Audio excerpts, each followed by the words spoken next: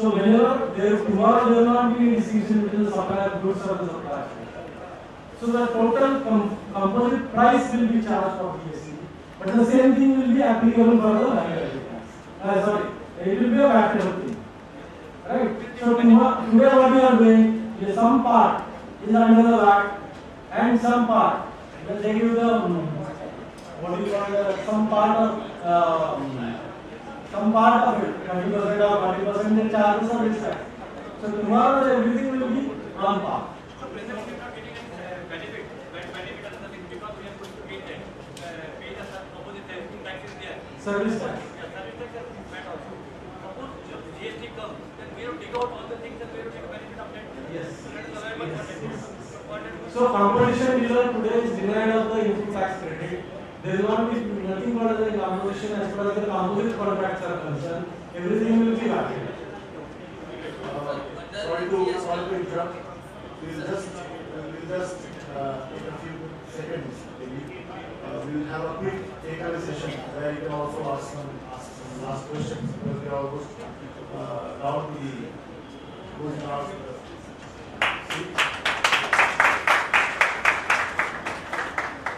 May I also request the faculties for today's workshop, Shri Vimal Jain session with Mr. Bhagat, and questions seem to be endless.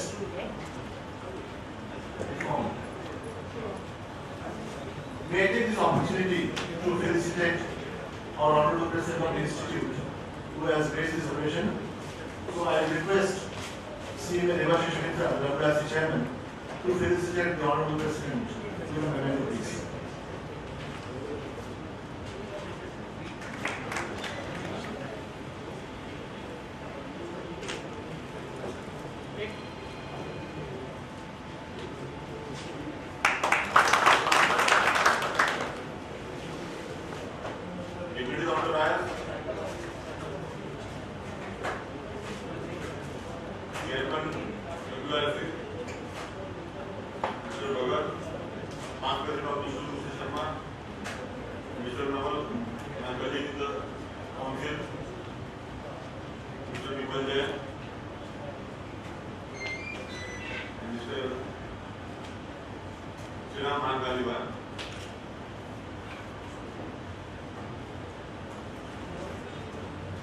I am happy that our council has taken a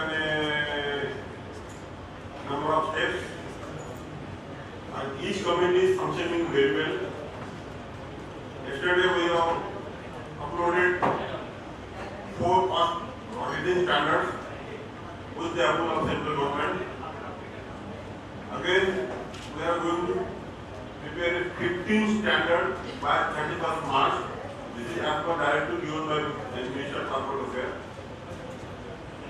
Similarly, we are organizing number of seminars on GST along with religion chapter and industry association, Indian Chamber of Commerce, Associate, CII. Again, we have to tie up with KIKI, then all the major 4 industry associations will be covered. And there is an active participation from all CMS in this seminar. And thanks to the WRC and our taxation committee chairman Mr. Nawal for organizing this seminar in Mumbai under the banner of Institute and WRC along with the Chamber of Commerce. I thanks to the speakers and the organizers for bringing the bureaucrats for seminar so that our views also be communicated to them and they will have looked into the suggestion given by the members by drafting the rules and implementing it. I am thankful to the WRC for giving me the opportunity and I wish our approach will take a proper shape for development of profession. Thank you.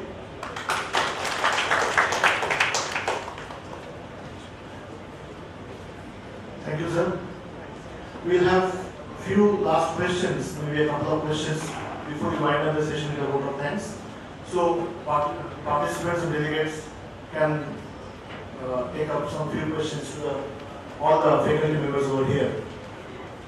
Sir, under the current Maharashtra mechanism, you said we do have facilities like the DDQ or facilities like the rate inquiry, rate query. Now, what happens to the DDQ system under the GST mechanism? And what happens to the judgment if at all it's been passed? Will it be applicable across all SGSTs or will it be applicable only for SGST of Maharashtra? This question I am particularly asking, keeping in mind the DDQ on Lal Bagh Raja or DDQ on Sujata Painters or the recent judgment on Tata Sons.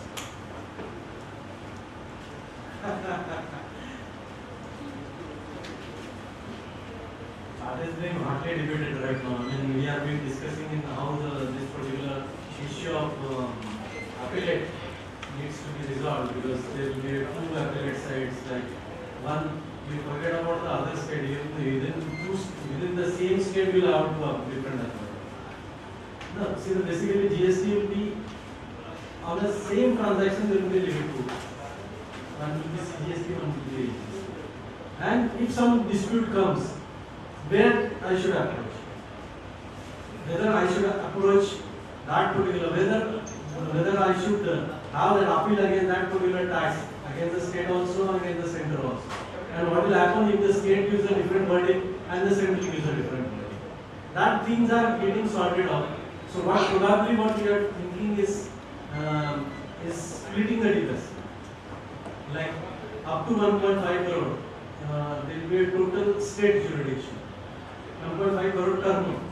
So whatever, if your turnover is below 1.5 crore, it will be a total state's jurisdiction. Above 1.5 crore, there will be a dual authority.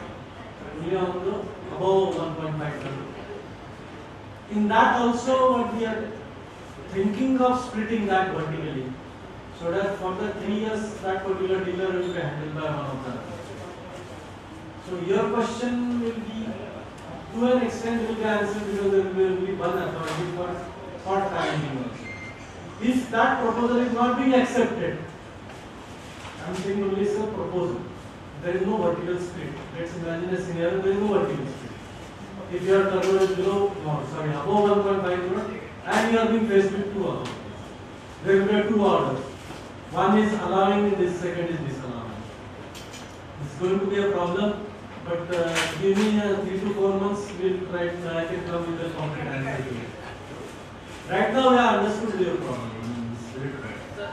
My question is that the warning from the sir had raised this question that if the state, the center is compensating the state for the losses for the revenues of 5 years, then why do we have this additional one tax levy on the state?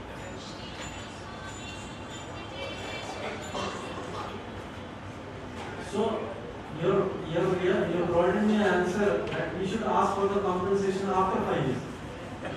See, I'll explain you logic behind my demand. Well, if I continue to get 1% of the tax, and both, as you said, in consideration word has been added, I hope it is not being added. So what will be there? I can start levying 1% on the sale, interstate sale also, interstate branch transfer, what right now I am not doing. So that particular revenue will be secured. If I secure that revenue, center need not have to compensate me. If center doesn't have to compensate me, as long as the provision of 1% is there is no loss to the center. So when I will really need to have to get compensated after abolition of 1%. So you have provided me an answer to that solution that I should start demanding the compensation after abolition of 1%. My question is that if we are having 5 years compensation, why is that 1% still there? Why See, can't it we is just have center of the states, not our money only as a being a consumer. So if the center, how the center is going to compensate? Center is also levying a tax on you and me only, no? So if the center is going to pay to the state, how the center is going to get the money? Only center do have the printing press, they can print the notes, that's all. I mean, that is all the biggest advantage the center is having. But the center will also start giving the taxes only. They are going to also compensate from the 1%. I do agree it's not jailing properly, but for the time being, let's hope it will not last more than 2 years. Just a minute. Sir, one point I want to draw your attention. This 1% in a supply chain, if they are money there, then no time 1% would be levied. That will be a cascading of 4% altogether. That is a big concern for the trade which we are discussing about. Very true. It's like CST that is getting going. It's nothing but a CST continued with 4%. Isn't it? The CST continued with 1%. Now, bear with 2 years. This is not a big period. And sir, after the bill is approved by Rajya Sabha, it is supposed to be ratified by 50% of the states. If 50% of the states ratify the bill is imposed, GST comes into place.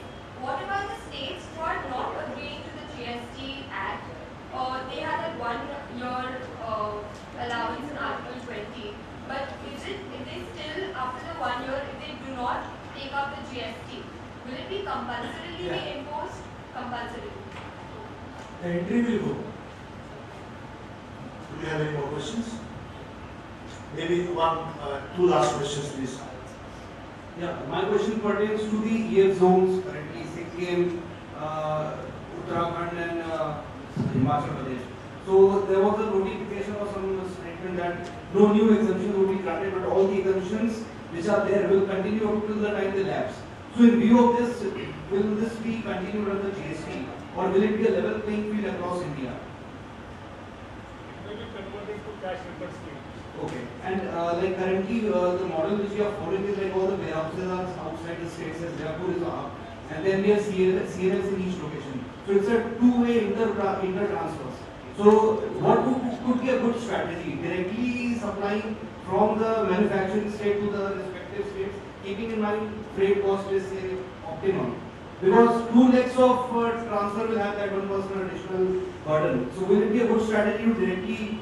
You want to do a proper impact analysis. But stock transfer will not be eligible to 1% as per the select panel recommendation, which are missing out in your observation. Only supplier big Okay. And one last question. Yes, please, carry on. So, as you mentioned during your session that there will be a new department like the GST department which will be established.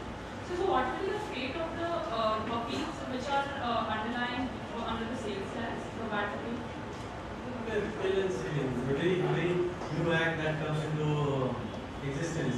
You have 2 sections called as the appeals. Whatever the existing law is getting repealed, and savings, like something called as savings. Whatever the proceedings that are happening in the repealed act get saved. So whatever the proceedings under the assessment, recovery, appeals will continue and like DST also we are having right now. After 10 years also we are not in a position to petition the DST. So that will continue. That will continue. So it will continue under the new GST. Probably we'll have some different set of people assigned to look after that. Thank you. We We will definitely accept another more questions in the next sessions when WRC will organize some more sessions on GST. And I am assuring you on behalf of WRC that definitely the WRC will organize more and more seminar, conference, workshops on GST. There is only one small question which we may answer within 10 seconds. Sir, when we talk of uniform classification, are we saying that there will be one rate schedule for the country as a whole, which will be applicable for HSN and HSN? So the current disputes which are going on will be put at rest. For instance, this budget, the Maharashtra budget, we came out with a category of LED bulbs to promote saving of electricity. Unfortunately, the category came out as LED bulbs. Now the industry perception is bulb money round. So only bulb is 5%, whereas those LED panel lights will have to be taxed at the higher rate. But fortunately, unfortunately, I was the person who drafted that. So basically, that is why I asked the person who had made the application. The application was made by Philips. I called that technical person. He wanted that time of our concession only. I precisely asked him the question whether you are representing the whole of the market. He said yes. I don't know. I mean, that is how so tax administration or the people like me who are sitting the other side. You can't expect to have knowledge about the market. We always depend on what is being represented before us. So that's what precisely we asked the Philips was the only people, Philips only represented that. See, similar issue was also taken in the services meeting on 10th of July. Sir, point is LED are not manufactured in India. That's what I can say. We have completely run out of time. I'm sorry because some members also need to catch flights. So may I now request Sriram, CMA Sriram in Mahan Aliwal, the Honorary Secretary of the WRC, to offer a vote of thanks for the day's proceedings. On behalf of WRC, I extend my sincere thanks and gratitude to the dignitaries today we have during our inaugural session. Shri Sudhirji Srivastava, Additional Chief Secretary Finance, Government of Maharashtra. Shri Rajendraji Bhagat, Joint Secretary, Government of Maharashtra. All the speakers for the day's deliberations, Shri Bimanji Jain, Shri A.P. Naval sir, Shri B.M. Sharma sir, and our participating partner, PhD Chamber of Commerce, along with the staff and the courtesy of all the extended by the IMC Mumbai, and also I sincerely thank our National President Shri P.V. Bhattad sir for coming over here in the concluding session, and I lastly thank all the members and participants and all the delegates who have attended this workshop. I request all of you to kindly stand up for the national anthem. Thank you.